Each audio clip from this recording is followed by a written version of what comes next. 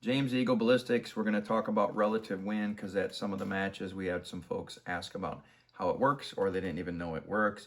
You can see in the multi-HUD here, we've got yote, elk, goat, jag, and cow targets. It's giving you your elevation for each of those targets, inclination, azimuth, high wind, low wind. Go to the gear in the upper left and turn on relative wind. All right, so now it's on. So the way this works is I'm going to go ahead and I'm going to choose one target or my main target of where the wind's coming from, direction and azimuth and speed. So first of all, let's type in where the wind's coming from. Let's say 1030. Let's go to speed and say it's 14 mile an hour. And you can see on that one target that the wind is going to be 2.3 mils. If I push and hold on the low wind area, you'll notice that the word yote turns green.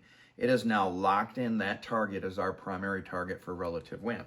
And if you look at all the other targets, let's just say now that there's a target over here, which would be the elk. I'm going to click on azimuth, grab the elk target, and it's now saying that we're at an inclination of +7 and our azimuth is 114. You can see that on yote target, my wind hold is 2.3, but on elk, it's 0.39.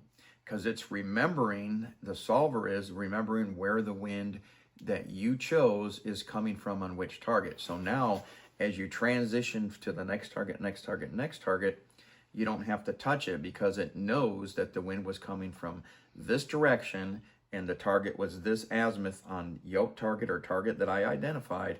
And as I move, it's doing basically the cosine to cut down the wind or increase it based on direction of fire. And if I want to select another target as where the wind's coming from, all I got to do is push and hold, and it will now turn the goat green. This is how you use relative wind. It's very simple. And to turn it off, you just push and hold in a little light blue area again, and it will automatically turn it off. So remember, relative wind is important if you're using a wind meter, or if you're running a Calypso or something like that, you can actually use it.